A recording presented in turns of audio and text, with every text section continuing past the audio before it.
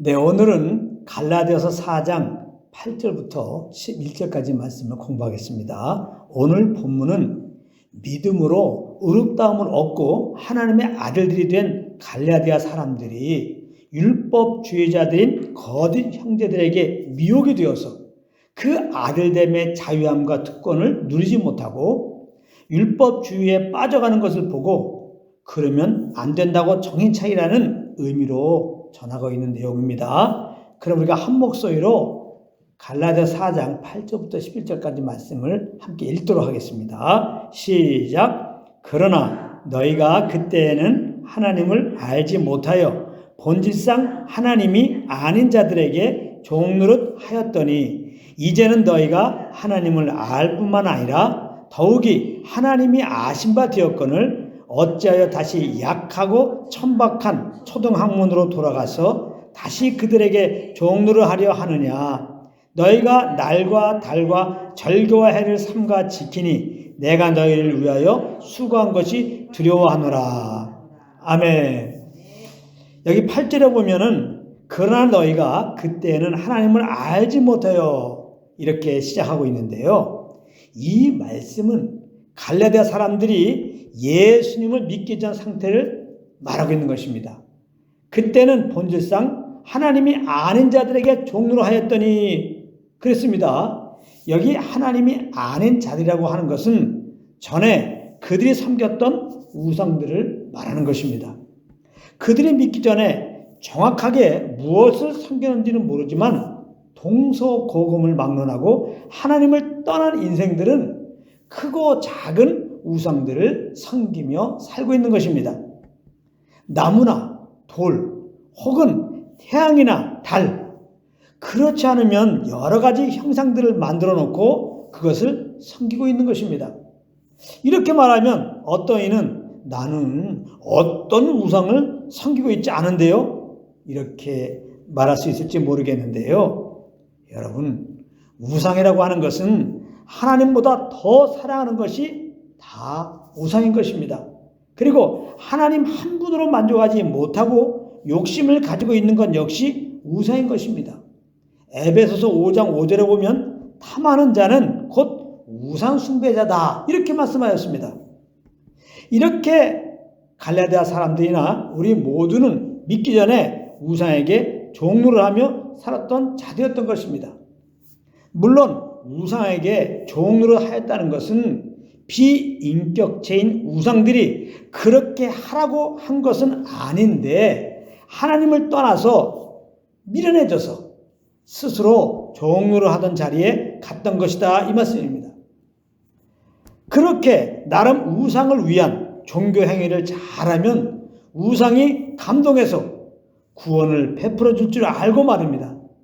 그런데 9절에 보면 이제는 하나님을 알 뿐만 아니라 더욱이 하나님이 아신 바 되었거늘 이렇게 말씀하고 있습니다. 여기서 이제는 이라는 말은 예수를 믿고 구원받은 상태를 말하는 것입니다. 구원받은 자들은 하나님을 알 뿐만 아니라 하나님이 아신 바 된 자들이라는 것입니다. 이거 얼마나 감사한 일입니까? 하나님이 믿는 우리를 알아준다고 말씀하시는 말입니다. 지나가는 사람이 나를 막 알아준다고 해도 좋을 텐데, 구청장이 알아주고, 대통령이 알아주고, 이래도 막 좋을 텐데, 세상에 천지를 창조하신 하나님이 예수 믿고 구원받은 우리들을 알아주신다는 거예요. 너무나 감사한 일이죠. 여러분, 지옥에는 누가 가는 줄 압니까? 믿지 않는 자들이 가는 것입니다. 즉, 하나님이 알지 못하는 자들이 간다 이 말씀입니다.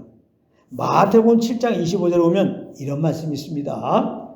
그때에 내가 그들에게 밝히 말하되 내가 너희를 도무지 알지 못하니 불법을 행하는 자들아 내게서 떠나가라 하리라 그랬어요.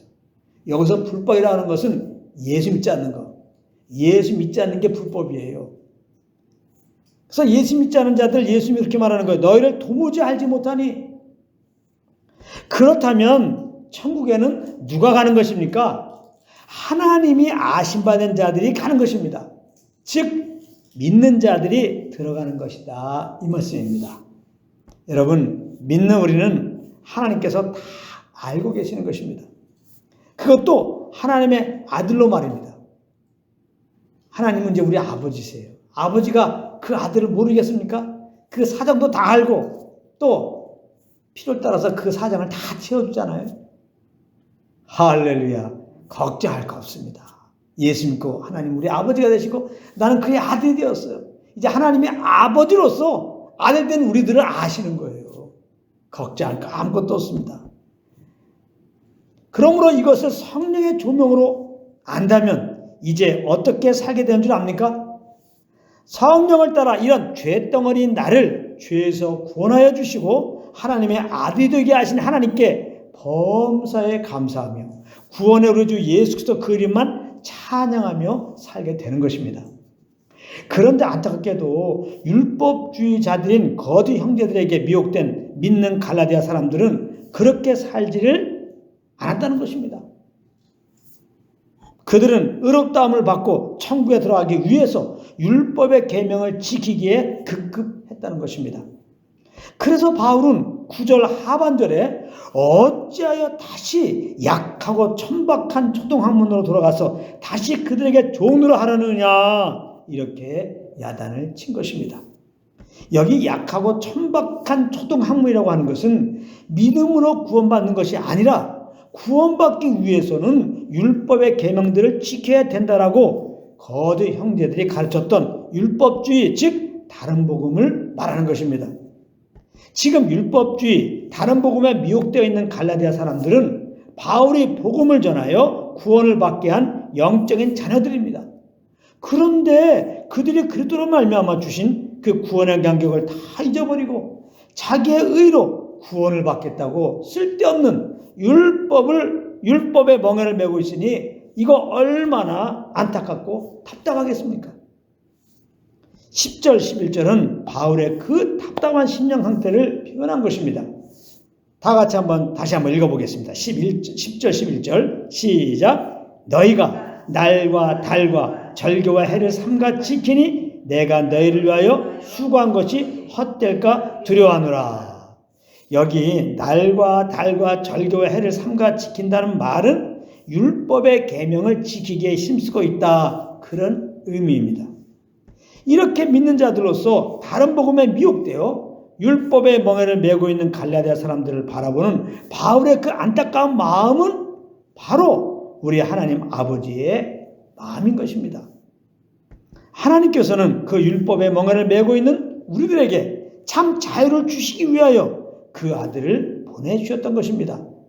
그래서 이제 우리와 교통 가운데서 그리스도의 그 십자가 은혜와 사랑을 알게 하시고 그 은혜와 사랑 안에서 감사함으로 하나님을 따라 살게 하시려고 말입니다.